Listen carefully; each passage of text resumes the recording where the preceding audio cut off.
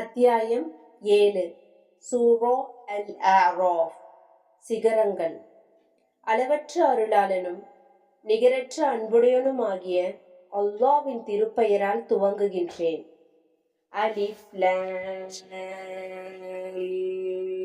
Meme Saath. நபியே, இதன் மூலம் நீர் எச்சரிக்கை செய்வதற்காகவும் முஃமின்களுக்கு நல்ல உபதேசமாகவும் உமக்கு அருளப்பட்ட வேதமாகும். எனவே இதனால் உமது உள்ளத்தில் எந்த தயக்கமும் ஏற்பட வேண்டாம். மனிதர்களே, உங்கள் இறைவனிடமிருந்து உங்களுக்கு இறக்கப்பட்டதை பின்பற்றுங்கள். அவனையன்றி வேறு எவரையும் பாதுகாவலர்களாக்கிக் கொண்டு அவர்களை பின்பற்றாதீர்கள். நீங்கள் சொற்பமாகவே நல்லுணர்வு பெறுகிறீர்கள். பாவிகள் வாழ்ந்து வந்த எத்தனையோ ஊர்களை நாம் அழித்திருக்கின்றோம். நமது வேதனை அவர்களை திடீரென இரவிலோ அல்லது களைப்பாறுவதற்காக பகலில் தூங்கிக் கொண்டிருக்கும் போதோ வந்தடைந்தது. நமது வேதனை அவர்களுக்கு ஏற்பட்ட போது அவர்கள் நிச்சயமாக நாம் அநியாயக்காரர்களாக இருந்தோம் என்று சொன்னதை தவிர வேறென்றும் கூறவில்லை. யாருக்கு நம் தூதர்கள் அனுப்பப்பட்டார்களோ அவர்களை திடனாக விசாரணை செய்வோம். இன்னும் நம் தூதர்களையும் திடனாக விசாரிப்போம். ஆகவே பூரணமாக நாம் அறிந்திருக்கிறபடி அது சமயம் அவர்களிடம் சொல்லி காண்பிப்போம். அவர்கள் செய்ததை விட்டும் நிச்சயமாக நாம் மறைவாக இருக்கவில்லை. அன்றைய தினம் அவரவரின் நன்மை தீமைகளை எடை போடுவது உறுதி. அப்போது யாருடைய நன்மையின் எடை கனத்ததோ அவர்கள்தாம் வெற்றியாளர்கள். யாருடைய நன்மையின் எடை குறைந்து லேசாக இருக்கின்றதோ அவர்கள் நம் வசனங்களுக்கு மாறு செய்த காரணத்தால் அவர்கள் தமக்கு தாமே நஷ்டம் விளைவித்துக் கொண்டவர்கள் ஆவார்கள். மனிதர்களே, நிச்சயமாக நாம் உங்களை பூமியில் வசிக்க செய்தோம். அதில் உங்களுக்கு வாழ்க்கை வசதிகளையும் ஆக்கி தந்தோம். எனினும் நீங்கள் நன்றி செலுத்துவதோ மிகவும் சொற்பமே ஆகும். நிச்சயமாக நாமே உங்களை படைத்தோம். பின்பு உங்களுக்கு வடிவம் கொடுத்தோம். அதன் பின் ஆதமுக்கு சுஜூது செய்யுங்கள், சிரம் பணியுங்கள் என்று மலக்குகளிடம் கூறினோம். இப்லீஸை தவிர மற்ற மலக்குகள் யாவரும் அவருக்கு தலைவணக்கம் செய்தார்கள். அவன் மட்டும் தலைவணக்கம் செய்தவர்களில் ஒருவனாக இருக்கவில்லை. நான் உனக்கு கட்டளையிட்ட போது நீ சஜ்தா செய்யாதிருக்க உன்னை தடுத்தது யாது என்று அல்லாஹ் கேட்டான். நான் அவரை ஆதமை விட மேலானவன். என்னை நீ நெருப்பினால் படைத்தாய், அவரை களிமண்ணால் படைத்தாய் என்று இப்லீஸ் பதில் கூறினான். இதிலிருந்து நீ இறங்கிவிடு. நீ பெருமை கொள்வதற்கு இங்கு இடமில்லை. ஆதலால் இங்கிருந்து நீ வெளியேறு. நிச்சயமாக நீ சிறுமை அடைந்தோரில் ஒருவனாகி விட்டாய் என்று அல்லாஹ் கூறினான். இறந்தவர் எழுப்பப்படும் நாள் வரை எனக்கு அவகாசம் கொடுப்பாயாக என அவன் இப்லீஸ் வேண்டினான். அதற்கு அல்லாஹ், நிச்சயமாக நீ அவகாசம் கொடுக்கப்பட்டவர்களில் ஒருவனாவாய் என்று கூறினான்.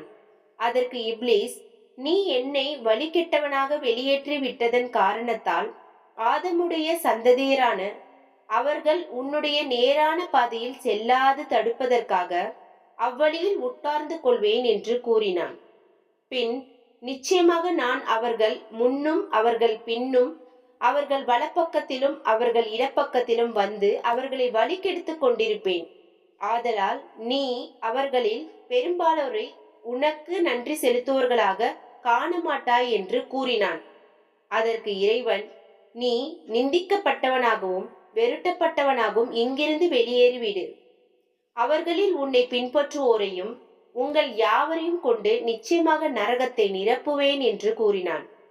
பின்பு இறைவன் ஆதமை நோக்கி, ஆதமே, நீரும் உம் மனைவியும் சுவர்க்கத்தில் குடியிருந்து நீங்கள் இருவரும் உங்கள் விருப்ப பிரகாரம் புசியுங்கள்.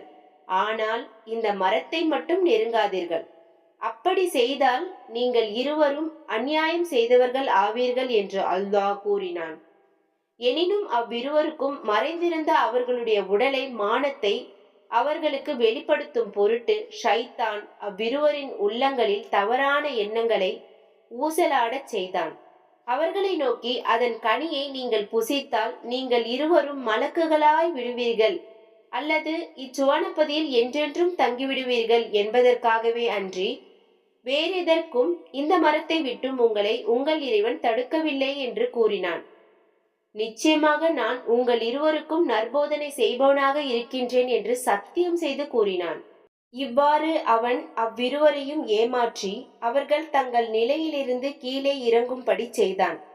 அவர்கள் இருவரும் அம்மரத்தின் கனியை சுவைத்த போது அவர்களுடைய வெட்கத்தலங்கள் அவர்களுக்கு வெளியாயிற்று. அவர்கள் சுவனப்பதியின் இலைகளால் தங்களை மூடிக்கொள்ள முயன்றனர். அப்போது அவர்களை அவர்கள் இறைவன் கூப்பிட்டு, உங்கள் இருவரையும் அம்மரத்தை விட்டும் நான் தடுக்கவில்லையா? நிச்சயமாக ஷைத்தான் உங்களுக்கு பகிரங்கமான பகைவன் என்று நான் உங்களுக்கு சொல்லவில்லையா என்று கேட்டான். அதற்கு அவர்கள், எங்கள் இறைவனே, எங்களுக்கு நாங்களே தீங்கிழைத்துக் கொண்டோம். நீ எங்களை மன்னித்து கிருபை செய்யாவிட்டால் நிச்சயமாக நாங்கள் நஷ்டமடைந்தவர்களாகி விடுவோம் என்று கூறினார்கள். அதற்கு இறைவன், இதிலிருந்து நீங்கள் இறங்குங்கள். உங்களில் ஒருவர் மற்றவருக்கு பகைவராயிருப்பீர்கள். உங்களுக்கு பூமியில் தங்குமிடம் இருக்கிறது. அதில் ஒரு குறிப்பிட்ட காலம் வரை நீங்கள் சுகம் அனுபவித்தலும் உண்டு என்று கூறினான். அங்கேயே நீங்கள் வாழ்ந்திருப்பீர்கள், அங்கேயே நீங்கள் மரணம் அடைவீர்கள். இறுதியாக நீங்கள் அங்கிருந்தே எழுப்பப்படுவீர்கள் என்றும் கூறினான். ஆதமுடைய மக்களே, மெய்யாகவே நாம் உங்களுக்கு உங்களுடைய மானத்தை மறைக்கவும் உங்களுக்கு அலங்காரமாகவும் ஆடையை அளித்துள்ளோம். ஆயினும் தக்வா பயபக்தி எனும் ஆடையே அதைவிட மேலானது. இது அல்லாஹ்வுடைய அருளின் அடையாளங்களில் ஒன்றாக உள்ளதாகும். இதை கொண்டு நல்லுணர்வு பெறுவார்களாக. ஆதமுடைய மக்களே, ஷைத்தான் உங்கள் பெற்றோர் இருவரையும் அவர்களுடைய மானத்தை அவர்கள் பார்க்குமாறு அவர்களுடைய ஆடையை அவர்களை விட்டும் களைந்து சுவனப்பதியை விட்டு வெளியேற்றியது போல் அவன் உங்களை ஏமாற்றி சோதனைக்குள்ளாக்க வேண்டாம். நிச்சயமாக அவனும் அவன் கூட்டத்தாரும் உங்களை கவனித்துக் கொண்டிருக்கிறார்கள். நீங்கள் அவர்களை பார்க்க முடியாதவாறு மெய்யாகவே நாம் ஷைத்தான்களின் நம்பிக்கை இல்லாதவரின் நண்பர்களாக்கி இருக்கின்றோம். நம்பிக்கை இல்லாத அவர்கள் ஒரு மானக்கேடான காரியத்தை செய்துவிட்டால், எங்கள் மூதாதையர்கள் இதன் மீதே கண்டும் இன்னும் அல்லாஹ் எங்களை அதை கொண்டே ஏவினான் என்று சொல்கிறார்கள். அப்படியல்ல, நிச்சயமாக அல்லாஹ் மானக்கேடான செயல்களை செய்ய கட்டளையிட மாட்டான். நீங்கள் அறியாததை அல்லாஹ்வின் மீது பொய்யாக கூறுகிறீர்களா என்று நபியே நீர் கேட்பீராக. என் இறைவன் நீதத்தை கொண்டே ஏவியுள்ளான். ஒவ்வொரு தொழுகையின் போதும் உங்கள் முகங்களை அவன் பக்கமே நிலைப்படுத்திக் கொள்ளுங்கள். வணக்கத்தை அவனுக்கே தூய்மையாக்கியவர்களாக அவனை அலையுங்கள். உங்களை அவன் துவக்கியது போலவே அவனிடம் நீங்கள் மீளுவீர்கள் என்று நீர் கூறும். ஒரு கூட்டத்தாரை அவன் நேர்வழி ஆக்கியுள்ளான். இன்னொரு கூட்டத்தாருக்கு வழிகேடு உறுதியாகிவிட்டது. ஏனெனில் நிச்சயமாக அவர்கள் அல்லாவை விட்டு ஷைத்தான்களை பாதுகாவலர்களாக்கி கொண்டார்கள். எனினும் தாங்கள் நேர்வழி பெற்றவர்கள் என்று எண்ணுகிறார்கள். ஆதமுடைய மக்களே, ஒவ்வொரு மஸ்ஜிதிலும் தொழுங்காலம் உங்களை ஆடைகளால் அழகாக்கிக் கொள்ளுங்கள். உண்ணுங்கள், பருகுங்கள். எனினும் வீண் விரயம் செய்யாதீர்கள். ஏனெனில் அல்லாஹ் அளவு கடந்து வீண் விரயம் செய்பவர்களை நேசிப்பதில்லை. நபியே நீர் கேட்பீராக. அல்லாஹ் தன் அடியார்களுக்காக வெளிப்படுத்தியுள்ள ஆடை அழகையும் உணவு வகைகளில் தூய்மையானவற்றையும் தடுத்தது யார்? இன்னும் கூறும். அவை இவ்வுலக வாழ்க்கையில் நம்பிக்கையாளர்களுக்கு அனுமதிக்கப்பட்டவையே. எனினும் மறுமையில் அவர்களுக்கு மட்டுமே சொந்தமானவையாகவும் இருக்கும். இவ்வாறு நாம் நம் வசனங்களை அறியக்கூடிய மக்களுக்கு விவரிக்கின்றோம். என் இறைவன் ஹராம் என தடுத்திருப்பவையெல்லாம் வெளிப்படையான அல்லது அந்தரங்கமான மானக்கேடான செயல்கள், பாவங்கள், நியாயமின்றி ஒருவருக்கொருவர் கொடுமை செய்வது, ஆதாரம் இல்லாமல் இருக்கும் போதே நீங்கள் அல்லாவுக்கு இணை கற்பித்தல், நீங்கள் அறியாதவற்றை அல்லாவின் மீது பொய்யாக கூறுவது ஆகிய இவையே என்று நபியே நீர் கூறுவீராக. ஒவ்வொரு கூட்டத்தாருக்கும் வாழ்வுக்கும் வீழ்வுக்கும் ஒரு காலக்கெடு உண்டு. அவர்களுடைய கெடு வந்துவிட்டால் அவர்கள் ஒரு கண பொழுதேனும் பிந்தவும் மாட்டார்கள், முந்தவும் மாட்டார்கள். ஆதமுடைய மக்களே, உங்களிலிருந்தே நம் தூதர்கள் வந்து என் வசனங்களை உங்களுக்கு விளக்கினால், அப்போது எவர்கள் பயபக்தி கொண்டு தம் வாழ்க்கையில் திருந்திக் கொண்டார்களோ அவர்களுக்கு அச்சமும் இல்லை, அவர்கள் துக்கப்படவும் மாட்டார்கள். ஆனால் எவர் நம் வசனங்களை பொய்ப்பித்து அவற்றை புறக்கணித்து பெருமையடித்தார்களோ அவர்கள் நரகவாசிகளே ஆவார்கள். அதில் அவர்கள் என்றென்றும் தங்கிவிடுவார்கள். எவன் அல்லாஹ்வின் மீது பொய் கற்பனை செய்து அவனுடைய வசனங்களையும் நிராகரிக்கின்றானோ அவனை விட மிக அநியாயக்காரன் யார்? எனினும் அத்தகையவர்களுக்கு அவர்களுக்கு விதிக்கப்பட்ட உணவும் பொருள்களில் உள்ள பங்கு இவ்வுலகில் கிடைத்துக் கொண்டே இருக்கும். நம்முடைய வான தூதர்கள் அவர்களிடம் வந்து அவர்களுடைய உயிர்களை கைப்பற்றும் போது அவ்வான தூதர்கள் அல்லாவை விட்டு எவர்களை அழைத்துக் கொண்டு இருந்தீர்களோ அவர்கள் எங்கே என கேட்பார்கள். அதற்கு அவர்கள் எங்களை விட்டு காணாமல் மறந்து போய்விட்டார்கள் என்று கூறி மெய்யாகவே தாம் நிராகரித்தவர்களாக இருந்ததாக தங்களுக்கு எதிராகவே அவர்கள் சாட்சி கூறுவார்கள். அல்லாஹ் கூறுவான், ஜின்கள் மனிதர்கள் கூட்டத்தார்களிலிருந்து உங்களுக்கு முன் சென்றவர்களுடன் நீங்களும் நரக நெருப்பில் நுழையுங்கள். ஒவ்வொரு கூட்டத்தாரும் நரகத்தில் நுழையும் போதெல்லாம் தங்களுக்கு முன் அங்கு வந்துள்ள தம் இனத்தாரை சபிப்பார்கள். அவர்கள் யாவரும் நரகத்தை அடைந்துவிட்ட பின்னர் பின்வந்தவர்கள் முன்வந்தவர்களை பற்றி, எங்கள் இறைவனே, இவர்கள்தான் எங்களை வழிகெடுத்தார்கள், ஆதலால் இவர்களுக்கு நரகத்தில் 2 மடங்கு வேதனையை கொடு என்று சொல்வார்கள். அவன் கூறுவான், உங்களில் ஒவ்வொருவருக்கும் இரட்டிப்பு வேதனை உண்டு, ஆனால் நீங்கள் அதை அறிய மாட்டீர்கள்.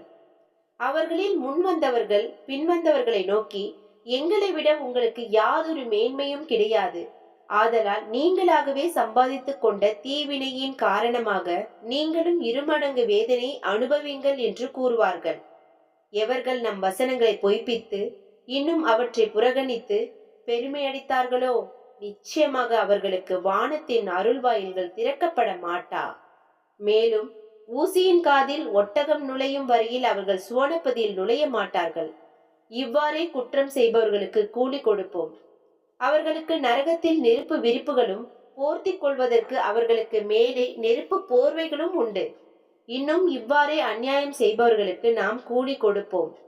ஆனால் எவர்கள் நம்பிக்கை கொண்டு நற்கருமங்கள் செய்கிறார்களோ எந்த ஒரு ஆத்மாவையும் அதன் சக்திக்கு மீறி நாம் சிரமப்படுத்த மாட்டோம். அவர்கள் சுவனவாசிகளாக இருப்பார்கள். அவர்கள் அதிலேயே என்றென்றும் தங்கியிருப்பார்கள். தவிர இவ்வுலகில் ஒருவர் மீது ஒருவர் கொண்டிருந்த குரோதத்தையும் அவர்களுடைய இதயங்களில் இருந்து நீக்கி விடுவோம். அவர்களுக்கு அருகில் ஆறுகள் ஓடிக்கொண்டிருக்கும். இன்னும் அவர்கள் கூறுவார்கள், இந்த பாக்கியத்தை பெறுவதற்குரிய நேர்வழியை எங்களுக்கு காட்டிய அல்லாஹ்வுக்கே எல்லா புகழும் உரியதாகும். அல்லாஹ் எங்களுக்கு நேர்வழி காட்டிராவிட்டால் ஒரு காலம் நாங்கள் நேர்வழி அடைந்திருக்க மாட்டோம். நிச்சயமாக எங்கள் இறைவனுடைய தூதர்கள் உண்மை மார்க்கத்தையே நம்மிடம் கொண்டு வந்தார்கள். இதற்கு பதிலாக பூமியில் நீங்கள் செய்து கொண்டிருந்த நன்மையான காரியங்களின் காரணமாகவே நீங்கள் இந்த சுவனப்பதியின் வாரிசுகளாகப்பட்டு இருக்கிறீர்கள் என்று அழைக்கப்படுவார்கள். சுவர்க்கவாசிகள் நரகவாசிகளை அழைத்து, எங்களுக்கு எங்கள் இறைவன் அளித்திருந்த வாக்குறுதியை நிச்சயமாகவும் உண்மையாகவும் பெற்றுக்கொண்டோம். உங்களுக்கு உங்கள் இறைவன் அளித்த வாக்குறுதியை நீங்கள் உண்மையில் பெற்றுக்கொண்டீர்களா என்று கேட்பார்கள். அதற்கு அவர்கள் ஆம், பெற்றுக்கொண்டோம் என்பார்கள். அப்போது அவர்களுக்கிடையே அறிவிப்பவர் ஒருவர், அக்கிரமக்காரர்களின் மீது அல்லாஹ்வின் சாபம் உண்டாவதாக என்று அறிவிப்பார். ஏனெனில் அவர்கள் அல்லாஹ்வின் நேர்வழியை விட்டு மனிதர்களை தடுத்து அதை கோணலாக்கவும் விரும்பினார். மேலும் அவர்கள் மறுமையும் நம்பாமல் மறுத்தனர். நரகவாசிகள் சுவர்க்கவாசிகள் ஆகிய இவர்களுக்கிடையே ஒரு திரையான மதில் இருக்கும். அதன் சிகரங்களில் அநேக மனிதர்கள் இருப்பார்கள். நரகவாசிகள் சுவர்க்கவாசிகள் ஒவ்வொருவரையும் அவர்களுடைய அடையாளங்களை கொண்டு அறிந்து கொள்வார்கள்.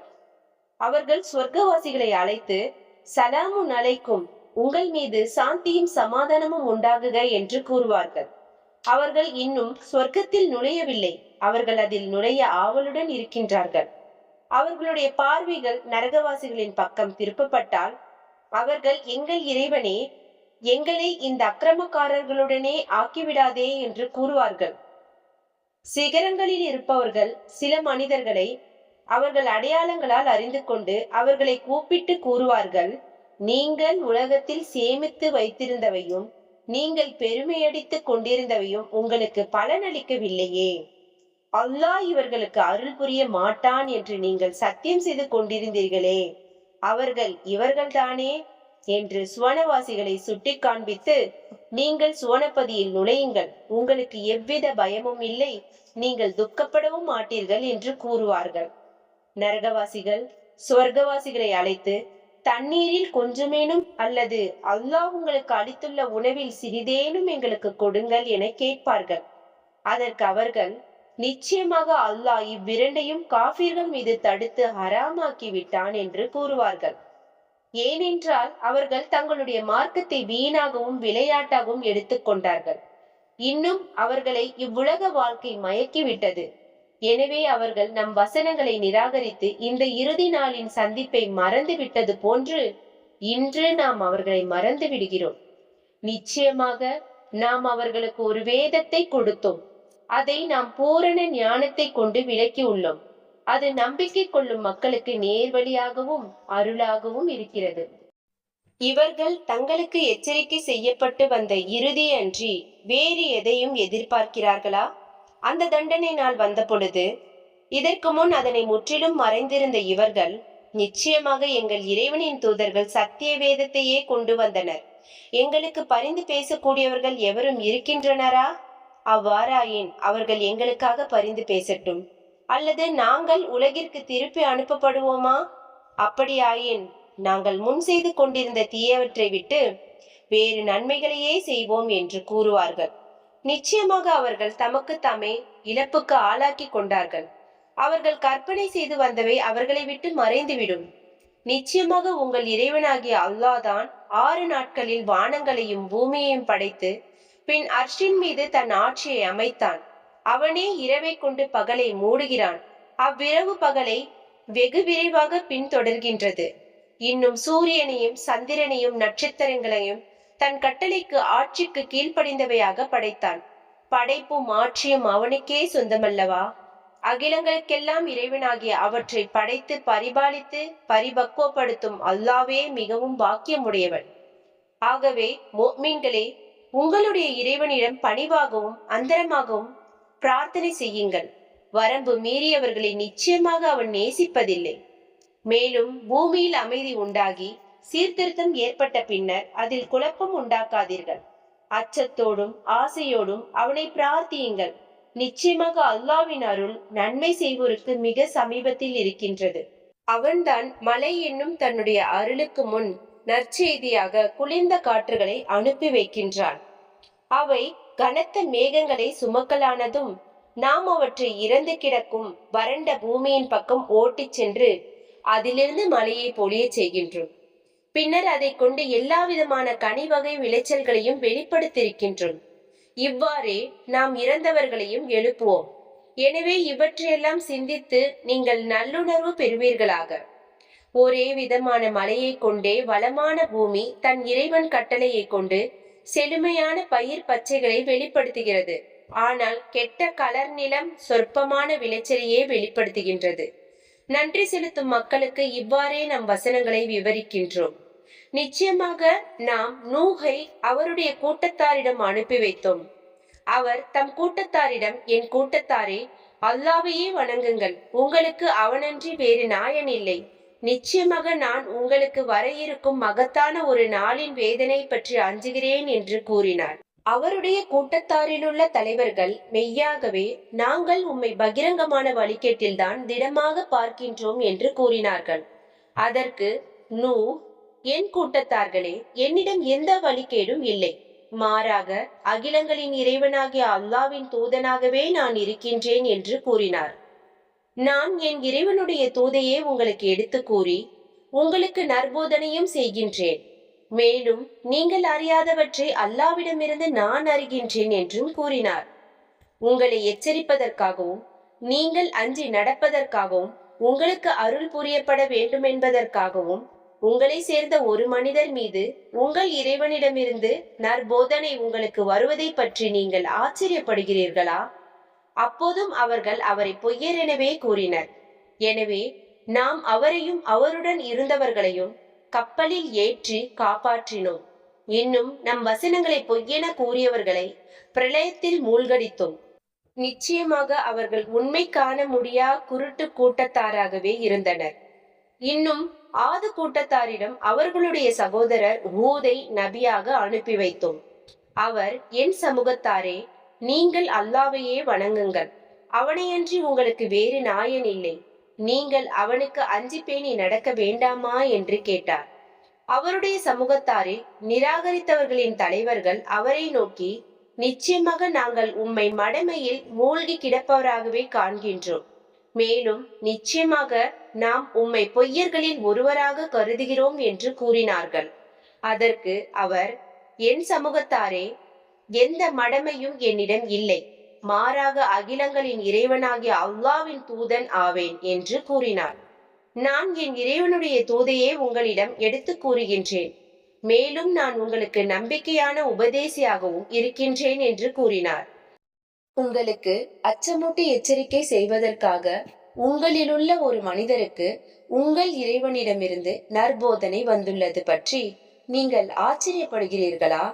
நூஹுடைய சமூகத்தாருக்கு பின்னர் அவன் உங்களை பூமியில் பின்தொன்றல்களாக்கி வைத்து உங்கள் உடலில் பலத்தையும் அதிக மாக்கியத்தை நினைவு கூறுங்கள். எனவே அல்லாவின் அருட்கொடைகளை எல்லாம் நினைத்து பாருங்கள், நீங்கள் வெற்றி பெறுவீர்கள் என்றும் கூறினார். அதற்கு அவர்கள், எங்கள் மூதாதையர்கள் வழிபட்ட தெய்வங்களை விட்டுவிட்டு அல்லாஹ் ஒருவனையே வணங்க வேண்டும் என்பதற்காகவா நீர் எங்களிடம் வந்திருக்கிறீர்? நீர் உண்மையாளராக இருந்தால் நீர் அச்சுறுத்துவதை எம்மிடம் கொண்டு வாரும் என்று கூறினார்கள். அதற்கு அவர், உங்களுடைய இறைவனின் கோபமும் வேதனையும் உங்களுக்கு ஏற்பட்டு விட்டன. அல்லாஹ் எந்த ஒரு ஆதாரத்தையும் இறக்கி வைக்காத நீங்களும் உங்களுடைய முன்னோர்களும் பெயர் சூட்டிக் கொண்டீர்களே, அந்த பெயர்கள் விஷயத்திலேயா என்னிடத்தில் நீங்கள் தர்க்கம் செய்கிறீர்கள்? எனவே உங்கள் வேதனையை நீங்கள் எதிர்பார்த்து கொண்டிருங்கள். நிச்சயமாக நானும் உங்களோடு எதிர்பார்த்து கொண்டிருக்கிறேன் என்று கூறினார். ஆகவே நாம் அவரையும் அவருடன் இருந்தவர்களையும் நம்முடைய அருளை கொண்டு காப்பாற்றினோம். நம் வசனங்களை பொய்யென கூறி நம்பிக்கை கொள்ளாமல் இருந்தவர்களை நாம் வேறு அறுத்து விட்டோம். சமூக கூட்டத்தாரிடம் அவர்கள் சகோதரராகிய சாலிஹை நம் தூதராக அனுப்பி வைத்தோம். அவர் அவர்களை நோக்கி, என் சமூகத்தார்களே, அல்லாவையே வணங்குங்கள். அவனன்றி உங்களுக்கு வேறு நாயன் இல்லை. இதற்காக நிச்சயமாக உங்களுக்கு உங்கள் இறைவனிடமிருந்து ஒரு தெளிவான அத்தாட்சியும் வந்துள்ளது. அல்லாஹ்வுடைய இந்த ஒட்டகமானது உங்களுக்கு ஒரு அத்தாட்சியாக வந்துள்ளது. எனவே இதை அல்லாஹ்வின் பூமியில் தடை ஏதுமின்றி மேய விடுங்கள். அதை எத்தகைய தீங்கும் கொண்டு தீண்டாதீர்கள். அப்படி செய்தால் உங்களை நோவினை செய்யும் கடும் வேதனை பிடித்து கொள்ளும் என்று கூறினார். இன்னும் நினைவு கூறுங்கள், ஆது கூட்டத்தாருக்கு பின் உங்களை பூமியில் பின்தோன்றல்கள் ஆக்கி வைத்தான். பூமியில் உங்களை வசிக்கச் செய்தான். அதன் சமவெளிகளில் நீங்கள் மாளிகைகளை கட்டியும் மலைகளை குடைந்து வீடுகளை அமைத்தும் கொள்கிறீர்கள். ஆகவே நீங்கள் அல்லாஹ்வின் இந்த அருட்கொடைகளை நினைவு கூறுங்கள். பூமியில் குழப்பம் செய்பவர்களாக கெட்டு அலையாதீர்கள் என்றும் கூறினார். அவருடைய சமூகத்தாரில் ஈமான் கொள்ளாமல் பெருமையடித்துக் கொண்டிருந்த தலைவர்கள் பலஹீனர்களாக கருதப்பட்ட ஈமான் கொண்டவர்களை நோக்கி, நிச்சயமாக சாலிஹ் அவருடைய இறைவனிடமிருந்து அனுப்பப்பட்ட தூதர் என நீங்கள் உறுதியாக அறிவீர்களோ என கேட்டார்கள். அதற்கு அவர்கள், நிச்சயமாக நாங்கள் அவர் மூலம் அனுப்பப்பட்ட தூதை நம்புகிறோம் என்று பதில் கூறினார்கள். அதற்கு பெருமை அடித்துக் கொண்டிருந்தவர்கள், நீங்கள் எதை நம்புகின்றீர்களோ அதை நிச்சயமாக நாங்கள் நிராகரிக்கின்றோம் என்றும் கூறினார்கள். பின்னர் அவர்கள் அந்த ஒட்டகத்தை அறுத்து தம் இறைவனின் கட்டளையை மீறினர். இன்னும் அவர்கள் சாலிஹை நோக்கி, சாலிஹே, நீர் இறைவனின் தூதராக இருந்தால் நீர் அச்சுறுத்துவதை எம்மிடம் கொண்டு வாரும் என்று கூறினார்கள். எனவே முன்னர் எச்சரிக்கப்பட்டவாறு அவர்களை பூகம்பம் பிடித்து கொண்டது. அதனால் அவர்கள் காலையில் தம் வீடுகளிலே இறந்தெழுந்து கிடந்தனர். அப்பொழுது சாலிஹ் அவர்களை விட்டு விலகி கொண்டார். மேலும், என்னுடைய சமூகத்தாரே, மெய்யாகவே நான் உங்களுக்கு என் இறைவனுடைய தூதை எடுத்து கூறி உங்களுக்கு நற்போதனையும் செய்தேன். ஆனால் நீங்கள் நற்போதனையாளர்களை நேசிப்பவர்களாக இல்லை என்று கூறினார். மேலும் லூத்தை அவர் சமூகத்தாரிடையே நபியாக அனுப்பினோம். அவர் தம் சமூகத்தாரிடம் கூறினார், உலகத்தில் எவருமே உங்களுக்கு முன் செய்திராத மானக்கேடான ஒரு செயலை செய்யவா முனைந்தீர்கள்? மெய்யாகவே நீங்கள் பெண்களை விட்டுவிட்டு ஆண்களிடம் காம இச்சையை தணித்துக் கொள்ள வருகிறீர்கள். நீங்கள் வரம்பு மீறும் சமூகத்தாராகவே இருக்கின்றீர்கள். நிச்சயமாக இவர்கள் தூய்மையான மனிதர்களாக இருக்கிறார்கள். இவர்களை உங்கள் ஊரை விட்டும் வெளியேற்றி விடுங்கள் என்று அவர்கள் கூறியதை தவிர வேறெதுவும் அவரது சமுதாயத்தின் பதிலாக இருக்கவில்லை. எனவே அவருடைய மனைவியை தவிர நாம் அவரையும் அவர் குடும்பத்தாரையும் காப்பாற்றினோம். அவள் அழிந்து போவோரில் ஒருத்தியாக பின்தங்கி விட்டாள். இன்னும் நாம் அவர்கள் மீது கல்மாரியை பொழியச் செய்து அவர்களை அழித்தோம். ஆகவே குற்றவாளிகளின் இறுதி முடிவு என்ன ஆயிற்று என்பது நபியே நீர் நோக்குவீராக. மத்திய நகரவாசிகளிடம் அவர்களுடைய சகோதரராகிய ஷுஐபை நாம் தூதராக அனுப்பி வைத்தோம். அவர் தம் கூட்டத்தாரை நோக்கி, என் சமூகத்தார்களே, அல்லாஹ்வையே வணங்குங்கள். அவனன்றி உங்களுக்கு வேறு நாயன் இல்லை. நிச்சயமாக உங்களுக்கு உங்கள் இறைவனிடமிருந்து ஒரு தெளிவான அத்தாட்சி வந்துள்ளது. அளவை முழுமையாக அளந்து எடையை சரியாக நிறுத்தி கொடுங்கள். மனிதர்களுக்கு அவர்களுக்கு உரிய பொருட்களை கொடுப்பதில் குறைத்து விடாதீர்கள். பூமியில் சீர்திருத்தம் ஏற்பட்ட பின்னர் அதில் குழப்பம் உண்டாக்காதீர்கள். நீங்கள் முஃமின்களாக இருந்தால் இதுவே உங்களுக்கு நன்மையாக இருக்கும் என்றும் கூறினார். மேலும் நீங்கள் ஒவ்வொரு வழியிலும் உட்கார்ந்து கொண்டு அல்லாஹ்வின் மீது ஈமான் கொண்டவர்களை பயமுறுத்தி அவர்களை அல்லாஹ்வின் பாதையை விட்டு தடுத்து அதில் கோணலை உண்டு பண்ணாதீர்கள். நீங்கள் சொற்ப தொகையினராக இருந்தீர்கள், அவன் உங்களை அதிக தொகையினர் ஆக்கினான் என்பதையும் நினைவு கூறுங்கள். குழப்பம் செய்து கொண்டிருந்தோரின் முடிவு என்னவாயிற்று என்பதை கவனிப்பீர்களாக என்றும் கூறினார். உங்களில் ஒரு பிரிவினர் எதனுடன் நான் அனுப்பப்பட்டுள்ளேனோ அதை நம்புகிறார்கள். இன்னும் மற்றோர் பிரிவினர் அதை நம்பவில்லை. அல்லாஹ் நம்மிடையே தீர்ப்பு கூறும் வரை பொறுமையாக இருங்கள். அவனே தீர்ப்பளிப்பவர்களில் மிகவும் மேலானவன் என்றும் கூறினார். அவருடைய சமூகத்தினரில் பெருமை அடித்துக் கொண்டிருந்த தலைவர்கள் அவரை நோக்கி, ஷுஐபே, உம்மையும் உம்முடன் ஈமான் கொண்டவர்களையும் நிச்சயமாக நாங்கள் எங்கள் ஊரை விட்டே வெளியேற்றி விடுவோம், அல்லது நீர் எங்கள் மார்க்கத்திற்கு திரும்பிவிட வேண்டும் என்றும் கூறினார்கள். அதற்கு அவர், நாங்கள் உங்கள் மார்க்கத்தை வெறுப்பவர்களாக இருந்தாலுமா என்று கேட்டார். உங்கள் மார்க்கத்தை விட்டு அல்லாஹ் எங்களை காப்பாற்றி விட்ட பின் உங்கள் மார்க்கத்திற்கு நாங்கள் திரும்பினால் நிச்சயமாக நாங்கள் அல்லாஹ்வின் மீது பொய்க்கற்பனை செய்தவர்களாகி விடுவோம். எங்கள் இறைவனாகிய அல்லாஹ் நாடினால் அன்றி நாங்கள் அதற்கு திரும்பவே மாட்டோம். எங்கள் இறைவன் தன் ஞானத்தால் எல்லா பொருட்களையும் சூழ்ந்திருக்கின்றான். அல்லாஹ்வின் மீதே நாங்கள் பரிபூரண நம்பிக்கை வைத்துள்ளோம் என்று கூறி, எங்கள் இறைவா, எங்களுக்கும் எங்கள் கூட்டத்தாருக்கும் இடையே நியாயமான தீர்ப்பு வழங்குவாயாக. தீர்ப்பு அளிப்பவர்களில் நீயே மிகவும் மேலானவன் என்றும் பிரார்த்தித்தார். அவருடைய சமூகத்தாரில் காஃபிராக இருந்தவர்களின் தலைவர்கள் மற்றவர்களை நோக்கி, நீங்கள் ஷுஐபை பின்பற்றுவீர்களானால் நிச்சயமாக நீங்கள் நஷ்டமடைந்தவர்களாகி விடுவீர்கள் என்று கூறினார். ஆகவே அவர்களை பூகம்பம் பிடித்து கொண்டது. அதனால் அவர்கள் காலையில் தம் வீடுகளில் இறந்தழிந்து கிடந்தனர்.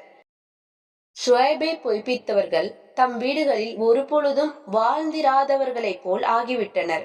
ஷுஐபை பொய்ப்பித்தவர்கள் முற்றிலும் நஷ்டமடைந்தவர்களாகி விட்டார்கள்.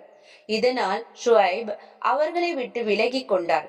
மேலும், என் சமூகத்தவர்களே, மெய்யாகவே நான் உங்களுக்கு என் இறைவனுடைய தூதை எடுத்து கூறி வந்தேன்.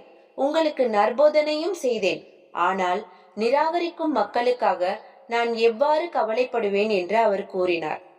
நாம் நபிமார்களை அனுப்பி வைத்த ஒவ்வொரு ஊரில் உள்ள மக்களையும் அம்மக்கள் பணிந்து நடப்பதற்காக நாம் அவர்களை வறுமையாலும் பிணியாலும் பிடிக்காமல் சோதிக்காமல் இருந்ததில்லை. பின்னர் நாம் அவர்களுடைய துன்ப நிலைக்கு பதிலாக வசதிகளுள்ள நல்ல நிலையில் மாற்றி அமைத்தோம். அதில் அவர்கள் செழித்து பல்கி பெருகிய போது அவர்கள் நம்முடைய மூதாதையர்களுக்கும் தான் இத்தகைய துக்கமும் சுகமும் ஏற்பட்டிருந்தன என்று அலட்சியமாக கூறினார்கள். ஆகையால் அவர்கள் உணர்ந்து கொள்ளாத நிலையில் அவர்களை திடீரென வேதனை கொண்டு பிடித்தோம். நிச்சயமாக அவ்வூர்வாசிகள் ஈமான் கொண்டு அல்லாஹ்வுக்கு அஞ்சி நடந்திருந்தால் நாம் அவர்களுக்கு வானத்திலிருந்தும் பூமியிலிருந்தும் பரக்கத்துகளை பாக்கியங்களை திறந்து விட்டிருப்போம். ஆனால் அவர்கள் நபிமார்களை நம்பாது பொய்ப்பித்தனர். ஆகவே அவர்கள் செய்து கொண்டிருந்த பாவத்தின் காரணமாக நாம் அவர்களை பிடித்தோம். அவ்வூர்வாசிகள் இரவில் நித்திரை செய்து கொண்டிருக்கும் போதே நமது வேதனை அவர்களை வந்து அடையாது என பயமில்லாமல் இருக்கின்றார்களா? அல்லது அவ்வூர்வாசிகள் கவலையில்லாது பகலில் விளையாடி கொண்டிருக்கும் போதே நமது வேதனை அவர்களை அடையாது என பயமில்லாமல் இருக்கின்றார்களா?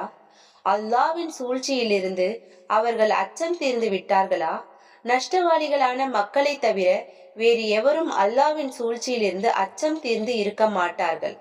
பூமியில் வாழ்ந்து போனவர்களுக்கு பின்னால் அதனை வாரிசாக பெற்ற இவர்களையும் நாம் நாடினால் இவர்களுடைய பாவங்களின் காரணத்தால் அவ்வாறே தண்டிப்போம் என்பது இவர்களுக்கு தெளிவாகவில்லையா? நாம் இவர்களுடைய இதயங்களின் மீது முத்திரையிட்டு விட்டோம். எனவே இவர்கள் நற்போதனைகளுக்கு செவிசாய்க்க மாட்டார்கள். நபியே, இவ்வூரார்களின் வரலாற்றை நாம் உமக்கு கூறுகிறோம்.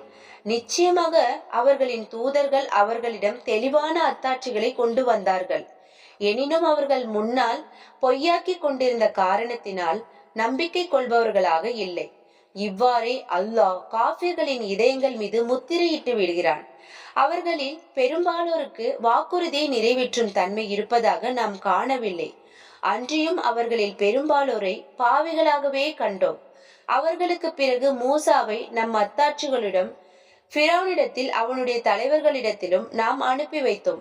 அப்போது அவர்கள் அவற்றை நிராகரித்து அநியாயம் செய்து விட்டார்கள். இத்தகைய குழப்பக்காரர்களின் முடிவு எப்படி இருந்தது என்பதை கவனிப்பீராக. ஃபிரௌனே, நிச்சயமாக நான் அகிலங்களின் இறைவனால் அனுப்பப்பட்ட தூதன் ஆவேன் என்று மூசா கூறினார்.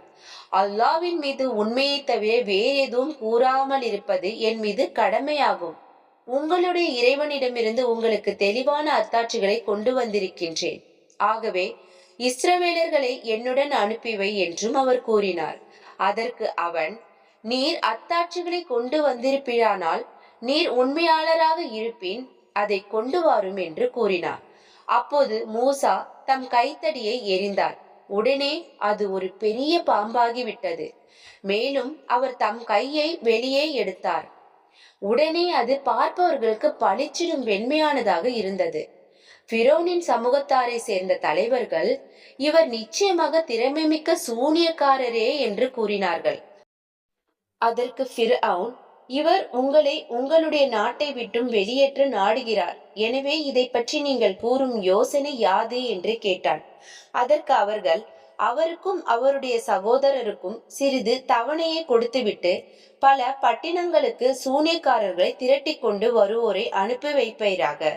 அவர்கள் சென்று சூனியத்தில் வல்லவர்களையெல்லாம் உம்மிடம் கொண்டு வருவார்கள் என்று கூறினார்கள். அவ்வாறே ஃபிரௌனிடத்தில் சூனியக்காரர்கள் வந்தார்கள். அவர்கள், நாங்கள் மூசாவை வென்றுவிட்டால் நிச்சயமாக எங்களுக்கு அதற்குரிய வெகுமதி கிடைக்குமல்லவா என்று கேட்டார்கள். அவன் கூறினான், ஆம், உங்களுக்கு வெகுமதி கிடைக்கும். இன்னும் நிச்சயமாக நீங்கள் எனக்கு நெருக்கமானவர்களாகி விடுவீர்கள். மூசாவே, முதலில் நீர் எரிகிறீரா அல்லது நாங்கள் எரியட்டுமா என்று சூனியக்காரர்கள் கேட்டனர். அதற்கு மூசா, நீங்கள் முதலில் எரியுங்கள் என்று கூறினார். அவ்வாறே அவர்கள் தம் கைத்தடிகளை எரிந்தார்கள். மக்களின் கண்களை மருட்டி அவர்கள் திடுக்கிடும்படியான மகத்தான சூனியத்தை செய்தனர். அப்பொழுது நாம், மூசாவே, இப்பொழுது நீர் கைத்தடியை எரியும் என அவருக்கு வகை அறிவித்தோம். அவ்வாறு அவர் எரியவே அது பெரிய பாம்பாகி அவர்கள் சூனியத்தால் கற்பனை செய்த யாவற்றையும் விழுங்கிவிட்டது. இவ்வாறு உண்மை உறுதியாயிற்று. அவர்கள் செய்த சூனியங்கள் யாவும் வீணாகிவிட்டன. அங்கேயே தோற்கடிக்கப்பட்டார்கள். அதனால் அவர்கள் சிறுமைப்பட்டார்கள். அன்றியும் அந்த சூனியக்காரர்கள் சிரம் பணிந்து, அகிலங்களின் இறைவன் மீது நிச்சயமாக நாங்கள் ஈமான் கொண்டோம், அவனே மூசாவுக்கும் ஹாரூனுக்கும் இறைவனாவான் என்று கூறினார்கள். அதற்கு ஃபிர்அவுன் அவர்களை நோக்கி, உங்களுக்கு நான் அனுமதி கொடுப்பதற்கு முன்னரே நீங்கள் அவர் மேல் ஈமான் கொண்டு விட்டீர்களா? நிச்சயமாக இது ஒரு சூழ்ச்சியாகும். இந்நகரவாசிகளை அதிலிருந்து வெளியேற்றுவதற்காக மூசாவுடன் சேர்ந்து நீங்கள் செய்த சூழ்ச்சியே ஆகும். இதன் விளைவை நீங்கள் அதிசீக்கிரம் அறிந்து கொள்வீர்கள்.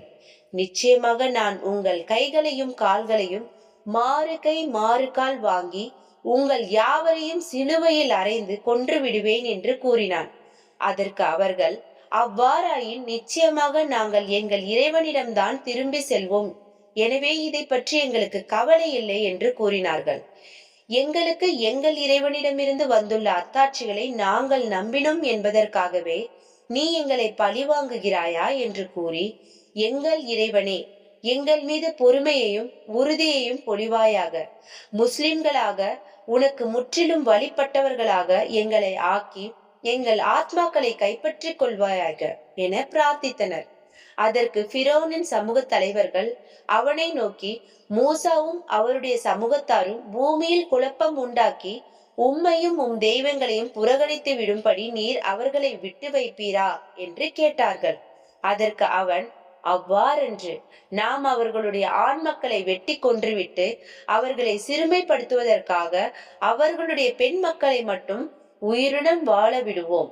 நிச்சயமாக நாம் அவர்கள் மீது பூரண ஆதிக்கம் பெற்றுள்ளோம் என்று கூறினான். மூசா தம் சமூகத்தாரிடம், அல்லாவிடம் உதவி தேடுங்கள், இன்னும் பொறுமையாகவும் இருங்கள். நிச்சயமாக இந்த பூமி அல்லாவுக்கே சொந்தம். தன் அடியார்களில் தான் நாடியவர்களுக்கு அவன் அதை உரியதாக்கி விடுகின்றான். இறுதி வெற்றி பயபக்தி உடையவர்களுக்கே கிடைக்கும் என்று கூறினார். நீர் எங்களிடம் வருவதற்கு முன்னரும் துன்பப்பட்டோம், நீர் வந்த பின்னரும் துன்பப்படுகிறோம் என்று அவர்கள் கூறினார்கள். அதற்கு அவர் கூறினார், உங்கள் இறைவன் உங்களுடைய பகைவர்களை அழித்து உங்களை பூமியில் பின்தோன்றல்களாக்கி வைக்கக்கூடும். நீங்கள் எவ்வாறு நடந்து கொள்கிறீர்கள் என்பதை அவன் கவனித்துக் கொண்டிருக்கின்றான். பின்னர் நாம் ஃபிரௌனுடைய கூட்டத்தாரை பஞ்சம் பிடிக்க செய்து விவசாய பலன்களை குறைத்து தண்டித்தோம். அவர்கள் நல்லுணர்வு பெறுவதற்காக. அவர்களுக்கு ஒரு நன்மை வருமானால் அது நமக்கு உரிமையாக வரவேண்டியதுதான் என்று கூறினார்கள்.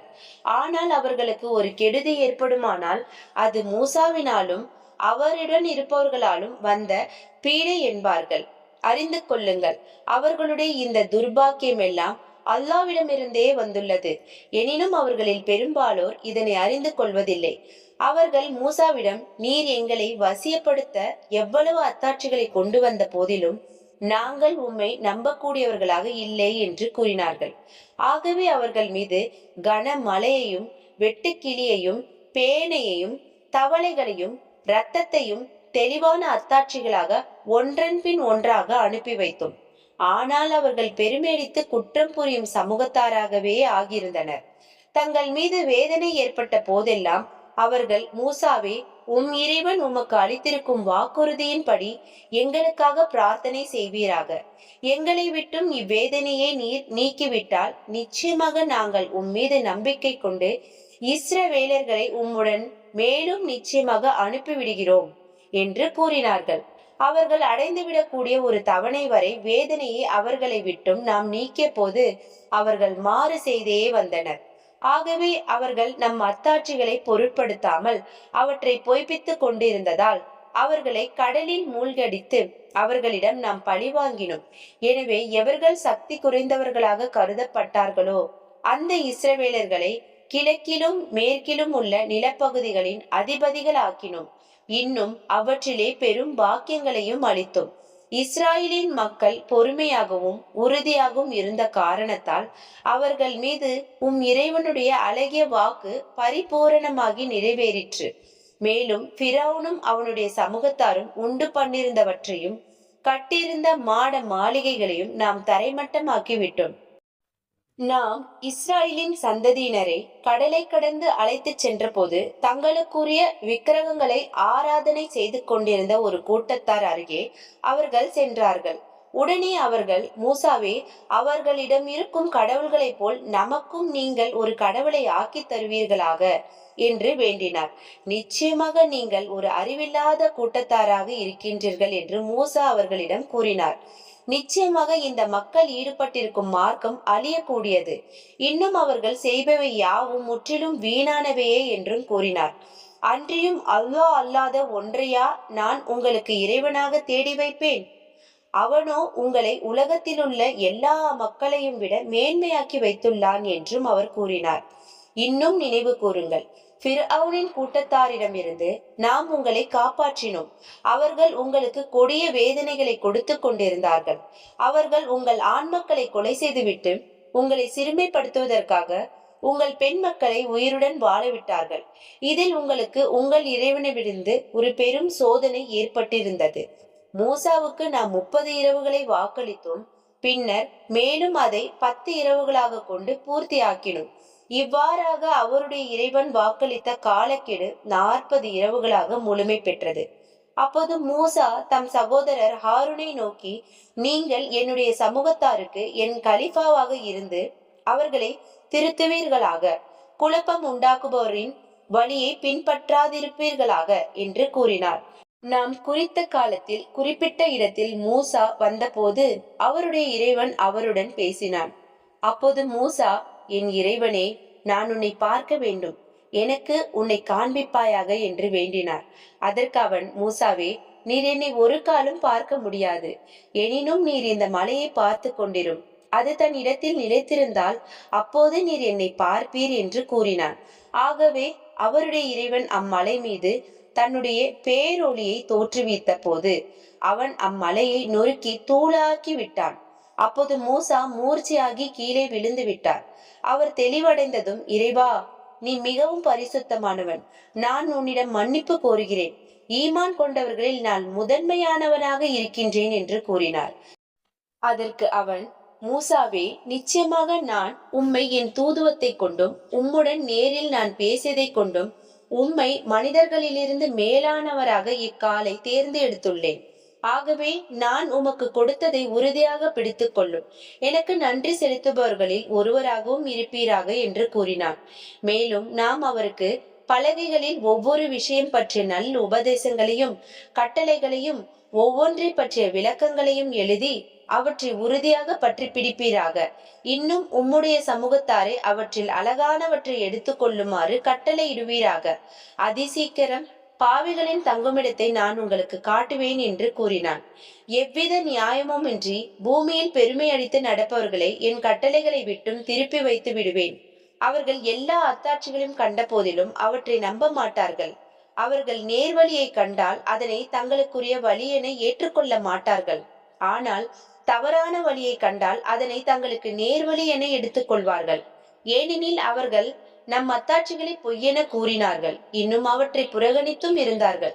எவர்கள் நம் வசனங்களையும் அத்தாட்சிகளையும் மறுமையில் நம்மை சந்திப்பதையும் பொய்யென கூறுகின்றார்களோ அவர்களுடைய நற்கருமங்கள் யாவும் அழிந்துவிடும். அவர்கள் எவ்வாறு செயல்பட்டார்களோ அதற்கு தகுந்த கூலியை தவிர வேறு எதை பெற முடியும்? மூசாவின் சமூகத்தார் அவர் சென்ற பின் தங்கள் நகைகளை கொண்டு ஒரு காளைக்கன்றின் சிலையை செய்து அதை தெய்வமாக ஆக்கி கொண்டார்கள். அதற்கு மாட்டின் சப்தத்தை போல் வெறும் சப்தம் இருந்தது. நிச்சயமாக அது அவர்களிடம் பேசவும் மாட்டாது, இன்னும் அவர்களுக்கு நேர்வழி காட்டவும் செய்யாது என்பதை அவர்கள் கவனித்திருக்க வேண்டாமா? அவர்கள் அதனையே தெய்வமாக ஆக்கி கொண்டார்கள். இன்னும் அவர்கள் தமக்கு தாமே அநியாயம் செய்து கொண்டார்கள். அவர்கள் செய்துவிட்ட தவறு பற்றி கை செய்தப்பட்டு நிச்சயமாக தாங்களே வழி தவறி விட்டதை அறிந்து கொண்ட போது அவர்கள், எங்கள் இறைவன் எங்களுக்கு கிருபை செய்து எங்களை மன்னிக்காவிட்டால் நிச்சயமாக நாங்கள் நஷ்டமடைந்தவர்களாகி விடுவோம் என்று கூறினார்கள். இதனை அறிந்த மூசா தம் சமூகத்தாரிடம் கோபத்துடன் விசனத்துடன் திரும்பி வந்த போது அவர்களை நோக்கி, நான் இல்லாத சமயத்தில் நீங்கள் செய்த இக்காரியம் மிகவும் கெட்டது. உங்கள் இறைவனுடைய கட்டளை வேதனையை கொண்டு வர அவசரப்படுகிறீர்களா என்று கூறினார். பின்னர் வேதம் வரைய பெற்றிருந்த பலகைகளை எரிந்துவிட்டு தம் சகோதரர் ஹாரூனுடைய தலைமுடியை பிடித்து தம் பக்கம் இழுத்தார். அப்போது ஹாரூன், என் தாயின் மகனே, இந்த மக்கள் என்னை பலகீனப்படுத்தி என்னை கொலை செய்யவும் முற்பட்டனர். ஆகவே என்னுடைய பகைவர்களுக்கு என் மூலம் மகிழ்ச்சியை ஏற்படுத்தி விடாதீர், இன்னும் என்னை அநியாயக்கார கூட்டத்தாருடன் சேர்த்து விடாதீர் என்று கூறினார். என் இறைவனே, என்னையும் என் சகோதரரையும் மன்னிப்பாயாக. உன் ரஹமத்தில் நற்கிருபையில் பிரவேசிக்க செய்வாயாக. ஏனெனில் நீயே கிருபையாளர்களிலெல்லாம் மிக்க கிருபையாளன் என்று பிரார்த்தித்து கூறினார். நிச்சயமாக எவர்கள் காளைக்கன்றை இறைவனாக ஆக்கி கொண்டார்களோ அவர்களே அவர்கள் இறைவனிடமிருந்து கோபமும் இவ்வுலக வாழ்க்கையில் இழிவும் சீக்கிரமே வந்து சேரும். பொய்க்கற்பனை செய்பவர்களுக்கு நாம் இவ்வாறே கூலி கொடுப்போம். ஆனால் தீய செயல்கள் செய்து கொண்டிருந்தோர் மனம் திருந்தி தௌபா செய்து பாவங்களிலிருந்து விலகி உண்மையாக நம்பிக்கை கொண்டால் நிச்சயமாக அதன் பின் உம்முடைய இறைவன் மன்னிப்பவனாகவும் மிக்க கிருபை செய்பவனாகவும் இருக்கின்றான். மூசாவை விட்டும் கோபம் தணிந்த போது அவர் எரிந்துவிட்ட பலகைகளை எடுத்துக்கொண்டார். அவற்றில் வரையப்பெற்ற குறிப்புகளில் தம் இறைவனுக்கு பயப்படுபவர்களுக்கு நேர்வழியும் இறை கிருபையும் இருந்தன. இன்னும் மூசா நாம் குறிப்பிட்ட நேரத்தில் தூர்மலையில் நம்மை சந்திப்பதற்காக தம் சமூகத்தாரிலிருந்து 70 ஆண்களை தேர்ந்தெடுத்தார். அவர்களை பூகம்பம் பற்றி கொண்ட போது அவர், என் இறைவனே, நீ கருதியிருந்தால் இதற்கு முன்னரே அவர்களையும் என்னையும் அழித்திருக்கலாமே. எங்களிலுள்ள அறிவிலிகள் செய்த குற்றத்திற்காக எங்கள் யாவரையும் நீ அழித்து விடுகிறாயா? இது உன்னுடைய சோதனையன்றி வேறில்லை. இதை கொண்டு நீ நாடியவர்களை வழி தவற விடுகிறாய். இன்னும் நீ நாடியவர்களை நேர்வழியில் நடத்துகிறாய். நீதான் எங்களுடைய பாதுகாவலன். ஆகவே எங்களுக்கு மன்னிப்பு அளிப்பாயாக, எங்களுக்கு கிருபை செய்வாயாக. மன்னிப்பவர்களிலெல்லாம் நீதான் மிக்க மேன்மையானவன் என்று பிரார்த்தித்தார். இன்னும் இவ்வுலகத்திலும் மறுமையிலும் எங்களுக்கு அழகிய நன்மைகளையே விதித்தருள்வாயாக. நிச்சயமாக நாங்கள் உன்னையே முன்னோக்குகின்றோம் என்றும் பிரார்த்தித்தார். அதற்கு இறைவன், என்னுடைய வேதனையை கொண்டு நான் நாடியவரை பிடிப்பேன். ஆனால் என்னுடைய அருளானது எல்லா பொருள்களிலும் விரிந்து பறந்து சூழ்ந்து நிற்கிறது. எனினும் அதனை பயபக்தியுடன் பேணி நடப்போருக்கும், முறையாக ஜக்காத்து கொடுத்து வருவோருக்கும், நம்முடைய வசனங்களை நம்புகிறவர்களுக்கும் நான் விதித்தருள் செய்வேன் என்று கூறினான். எவர்கள் எழுத படிக்க தெரியாத நபியாகிய நம் தூதரை பின்பற்றுகிறார்களோ அவர்கள் தங்களிடம் உள்ள தௌராத்திலும் இன்றிலும் இவரை பற்றி எழுதப்பட்டிருப்பதை காண்பார்கள். அவர் அவர்களை நன்மையான காரியங்கள் செய்யுமாறு ஏவுவார், பாவமான காரியங்களிலிருந்து விலக்குவார், தூய்மையான ஆகாரங்களையே அவர்களுக்கு ஆகுமாக்குவார், கெட்டவற்றை அவர்களுக்கு தடுத்து விடுவார், அவர்களுடைய வலுவான சுமைகளையும் அவர்கள் மீது இருந்த விலங்குகளையும் கடினமான கட்டளைகளையும் இறக்கி விடுவார். எனவே எவர்கள் அவரை மெய்யாகவே நம்பி அவரை கண்ணியப்படுத்தி அவருக்கு உதவி செய்து அவருடன் அருளப்பட்டிருக்கும் ஒளிமயமான வேதத்தையும் பின்பற்றுகிறார்களோ அவர்கள்தான் வெற்றி பெறுவார்கள். நபியே, நீர் கூறுவீராக, மனிதர்களே, மெய்யாக நான் உங்கள் அனைவருக்கும் அல்லாவின் தூதராக இருக்கின்றேன். வானங்கள் பூமி ஆகியவற்றின் ஆட்சி அவனுக்கே உரியது. அவனை தவிர வணக்கத்திற்குரிய நாயன் வேறு யாரும் இல்லை. அவனே உயிர்ப்பிக்கின்றான், அவனே மரணமடையும்படியும் செய்கின்றான். ஆகவே அல்லாவின் மீதும் எழுத படிக்க தெரியா நபியாகிய அவன் தூதரின் மீதும் ஈமான் கொள்ளுங்கள். அவரும் அல்லாவின் மீதும் அவன் வசனங்களின் மீதும் ஈமான் கொள்கிறார். அவரையே பின்பற்றுங்கள், நீங்கள் நேர்வழி பெறுவீர்கள். உண்மையை கொண்டு நேர்வழி பெற்று அதன் மூலம் நீதியையும் செலுத்துகின்றவர்களும் மூசாவின் சமுதாயத்தில் உள்ளனர். மூசாவின் கூட்டத்தாரை தனித்தனியாக 12 கூட்டங்களாக பிரித்தோம். மூசாவிடம் அவர்கள் குடித்தண்ணீர் கேட்டபோது, நாம் அவருக்கு உம்முடைய கைத்தடியால் அக்கல்லை அடிப்பீராக என்று வஹி அறிவித்தோம். அவர் அவ்வாறு அடித்ததும் அதிலிருந்து 12 ஊற்றுகள் பொங்கி வந்தன. அவர்களில் ஒவ்வொரு வகுப்பாரும் தாம் நீரருந்தும் ஊற்றை குறிப்பறிந்து கொண்டார்கள். மேலும் அவர்கள் மீது மேகம் நிழலிடும்படி செய்தோம். அவர்களுக்கு மண்ணு சல்வாவையும் மேலான உணவாக இறக்கி வைத்து, நாம் உங்களுக்கு அளித்துள்ள தூயவற்றிலிருந்து புசியுங்கள் என்று சொன்னோம். அவ்வாறு இருந்தும் அவர்கள் அல்லாவுக்கு மாறு செய்தார்கள். அவர்கள் நமக்கு ஒன்றும் தீங்கிழைக்கவில்லை, தங்களுக்கு தாமே தீங்கிழைத்துக் கொண்டார்கள். இன்னும் அவர்களை நோக்கி, நீங்கள் இவ்வூரில் வசித்திருங்கள். இதில் நீங்கள் விரும்பிய இடத்திலெல்லாம் நீங்கள் நாடிய பொருட்களை புசித்துக் கொள்ளுங்கள். இத்தத்துன், எங்களுடைய பாவங்கள் மன்னிக்கப்படுவதாக என்று கூறியவாறு அதன் வாயிலில் பணிவோடு தலை தாழ்த்தியவர்களாக நுழையுங்கள். நாம் உங்கள் குற்றங்களை மன்னிப்போம், நன்மை செய்பவர்களுக்கு நாம் அதிகமாகவே கூலி கொடுப்போம் என்று கூறப்பட்ட போது அவர்களில் அநியாயம் செய்தவர்கள் அவர்களுக்கு கூறப்பட்டதை வேறொரு சொல்லாக மாற்றிவிட்டார்கள். எனவே அவர்கள் அநியாயம் செய்ததின் காரணமாக அவர்கள் மீது நாம் வானத்திலிருந்து வேதனையை இறக்கினோம். நபியே, கடற்கரையில் இருந்த ஓர் ஊர் மக்களை பற்றி நீர் அவர்களை கேளும். அவர்கள் தடுக்கப்பட்ட சஃப்த் சனிக்கிழமையன்று வரம்பை மீறி மீன் வேட்டையாடி கொண்டிருந்தார்கள். ஏனென்றால் அவர்களுடைய சனிக்கிழமையன்று கடல் மீன்கள் அவர்களுக்கு தண்ணீருக்கு மேலே தலைகளை வெளியாக்கி கொண்டு வந்தன.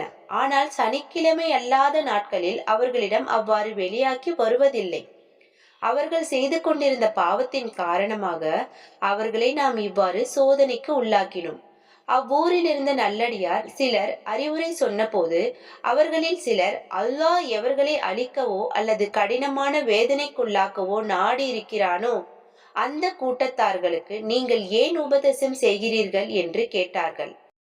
அதற்கு அந்த நல்லடியார்கள், எங்கள் இறைவனிடம் நம் பொறுப்பிலிருந்து நீங்கி விடுவதற்காகவும் இன்னும் அவர்கள் ஒருவேளை தாங்கள் செய்து வருவதிலிருந்து விலகிவிடலாம் என்பதற்காகவும் நாங்கள் உபதேசம் செய்கிறோம் என்று கூறினார்கள்.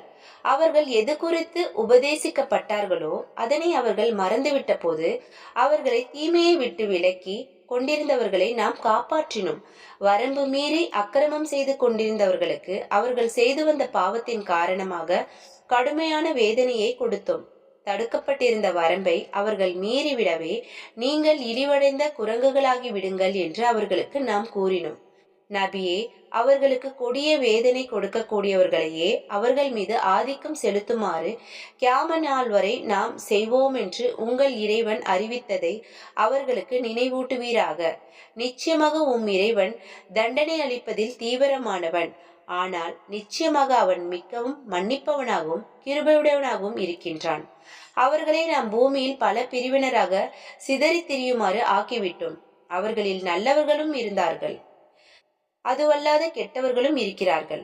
அவர்கள் நன்மையின் பால் திரும்பும் பொருட்டு அவர்களை நன்மைகளை கொண்டும் தீமைகளை கொண்டும் சோதித்தோம். அவர்களுக்கு பின் அவர்களுடைய இடத்தை தகுதியற்ற ஒரு பிரிவினர் அடைந்தனர். அவர்கள் வேதத்திற்கும் வாரிசுகள் ஆனார்கள். இவ்வுலகின் அற்ப பொருட்களை பெற்றுக்கொண்டு அதற்கு தகுந்தபடி வேதத்தை மாற்றிக் கொண்டார்கள். எங்களுக்கு மன்னிப்பு அளிக்கப்படும் என்றும் கூறிக்கொள்கிறார்கள். இது போன்று வேறொரு அற்ப பொருள் அவர்களுக்கு வந்துவிட்டால் அதையும் எடுத்துக்கொள்வார்கள். அல்லாஹ்வின் மீது உண்மையன்றி வேறு ஒன்றும் கூறலாகாது என்று வேதத்தின் மூலம் அவர்களிடம் உறுதிமொழி வாங்கப்படவில்லையா? இன்னும் அதில் உள்ளவை போதனைகளை அவர்கள் ஓதியும் வருகின்றார்கள். அதையெல்லாம் அவர்கள் பொருட்படுத்தவில்லை. பயபக்தியுடையவர்களுக்கு மறுமையின் வீடே மேலானதாகும். நீங்கள் நல்ல விதமாக அறிந்து கொள்ள வேண்டாமா?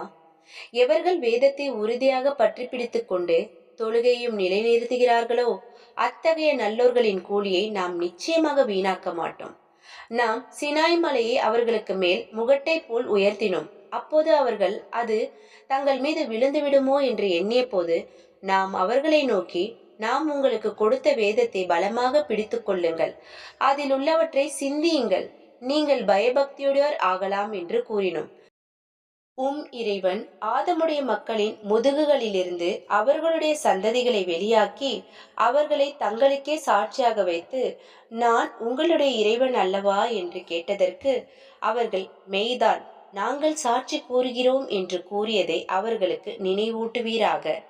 ஏனெனில் இது நினைவூட்டப்படாததனால் நிச்சயமாக இதனை மறந்துவிட்டு பராமுகமாக இருந்துவிட்டோம் என்று மறுமை நாளில் நீங்கள் யாருமே சொல்லாதிருக்கவும், அல்லது இணை வைத்தவர்கள் எல்லாம் எங்களுக்கு முன் இருந்த எங்கள் மூதாதையர்களே, நாங்களோ அவர்களுக்கு பின் வந்த அவர்களுடைய சந்ததிகள் அந்த வழிகெட்டோரின் செயலுக்காக நீ எங்களை அழித்து விடலாமா என்று கூறாதிருக்கவுமே இதனை நினைவூட்டுகிறோம் என்று நபியே நீர் கூறுவீராக. அவர்கள் பாவங்களிலிருந்து விடுபட்டு நம்மிடம் திரும்புவதற்காக நாம் நம் வசனங்களை இவ்வாறு விளக்கி கூறுகின்றோம். நபியே, நீர் அவர்களுக்கு ஒரு மனிதனுடைய வரலாற்றை போதி காட்டுவீராக. அவனுக்கு நாம் நம் அத்தாட்சிகளை கொடுத்திருந்தோம். எனினும் அவன் அவற்றை விட்டு முற்றிலும் நழுவி விட்டான். அப்போது அவனை ஷைத்தான் பின்தொடர்ந்தான். அதனால் அவன் வழி தவறியவர்களில் ஒருவனாகி விட்டான். நாம் நாடியிருந்தால் நம் அத்தாட்சிகளை கொண்டு அவனை உயர்த்தி இருப்போம். எனினும் அவன் இவ்வுலக வாழ்வையே சதமென மதித்து தன்னுடைய இச்சைகளையே பின்பற்றினான். அவனுக்கு உதாரணம் நாயை போன்று. அதை நீர் விரட்டினாலும் நாக்கை தொங்கவிடுகிறது, அல்லது அதை நீர் விட்டுவிட்டாலும் நாக்கை தொங்கவிடுகிறது. இதுவே நம் வசனங்களை பொய்யென கூறும் கூட்டத்தாருக்கும் உதாரணமாகும். ஆகவே அவர்கள் சிந்தித்து நல்லுணர்வு பெறும் பொருட்டு இத்தகைய வரலாறுகளை கூறுவீராக. நம்முடைய வசனங்களை பொய்யென கூறிய மக்களின் உதாரணம் மிகவும் கெட்டதாகும். அவர்கள் தமக்கு தாமே தீங்கிழைத்துக் கொண்டார்கள். அல்லாஹ் எவருக்கு நேர்வழி காட்டுகின்றானோ அவர் நேர்வழியை அடைந்தவர் ஆவார். யாரை தவறான வழியில் விட்டுவிட்டானோ அத்தகையவர் முற்றிலும் நஷ்டமடைந்தவர்களே. நிச்சயமாக நாம் ஜின்களிலிருந்தும் மனிதர்களிலிருந்தும் அநேகரை நரகத்திற்கென்றே படைத்துள்ளோம். அவர்களுக்கு இருதயங்கள் இருக்கின்றன, ஆனால் அவற்றை கொண்டு அவர்கள் நல்லுணர்வு பெறமாட்டார்கள். அவர்களுக்கு கண்கள் உண்டு, ஆனால் அவற்றை கொண்டு அவர்கள் இறைவனின் அத்தாட்சிகளை பார்ப்பதில்லை. அவர்களுக்கு காதுகள் உண்டு, ஆனால் அவற்றை கொண்டு அவர்கள் நற்போதனையை கேட்க மாட்டார்கள். இத்தகையோர் கால்நடைகளை போன்றவர்கள், இல்லை அவற்றை விடவும் வழி கேடர்கள். இவர்கள்தாம் நம் வசனங்களை அலட்சியம் செய்தவர்கள் ஆவார்கள். அல்லாஹ்வுக்கு அழகிய திருநாமங்கள் இருக்கின்றன, அவற்றை கொண்டே நீங்கள் அவனை பிரார்த்தியுங்கள். அவனுடைய திருநாமங்களை தவறாக பயன்படுத்துவோர்களை புறக்கணித்து விட்டுவிடுங்கள். அவர்களுடைய செயல்களுக்காக அவர்கள் தக்க கூலி கொடுக்கப்படுவார்கள். நாம் படைத்தவர்களில் ஒரு கூட்டத்தார் இருக்கின்றார்கள், அவர்கள் சத்திய வழியை காட்டுகிறார்கள், அதை கொண்டும் நீதியும் செலுத்துகிறார்கள். எவர் நம் வசனங்களை பொய்யென கூறுகின்றார்களோ அவர்களை படிப்படியாக அவர்கள் அறியா வண்ணம் பிடிப்போம். இவ்வுலகில் நான் அவர்களுக்கு அவகாசம் கொடுக்கின்றேன். நிச்சயமாக எனது திட்டம் மிகவும் உறுதியானது. அவர்கள் சிந்திக்கவில்லையா? நம் தூதராகிய அவர்களுடைய தோழருக்கு எவ்வித பைத்தியமும் இல்லை.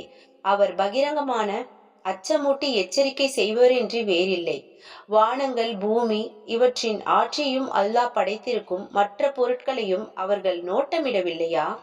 அவர்களுடைய மரணத்தவணை நெருங்கியிருக்க கூடும் என்பதையும் அவர்கள் சிந்திக்கவில்லையா?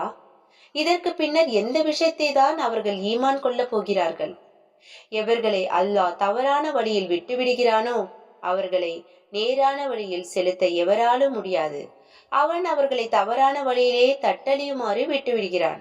அவர்கள் உம்மிடம் இறுதி தீர்ப்பு நாள் எப்பொழுது வரும் என்று வினவுகிறார்கள். நீர் கூறும், அதன் அறிவு என் இறைவனிடத்தில் தான் இருக்கின்றது.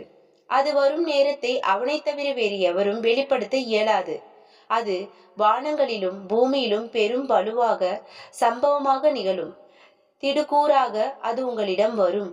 அதை முற்றிலும் அறிந்து கொண்டவராக உம்மை கருதியே அவர்கள் உம்மை கேட்கிறார்கள். அதன் அறிவு நிச்சயமாக அல்லாவிடமே இருக்கின்றது. எனினும் மனிதர்களில் பெரும்பாலோர் அதை அறிய மாட்டார்கள் என்று கூறுவீராக. நபியே, நீர் கூறும், அல்லாஹ் நாடினால் அன்றி நான் எனக்கே யாதொரு நன்மையோ அல்லது தீமையோ செய்து கொள்ள சக்தி இல்லாதவன்.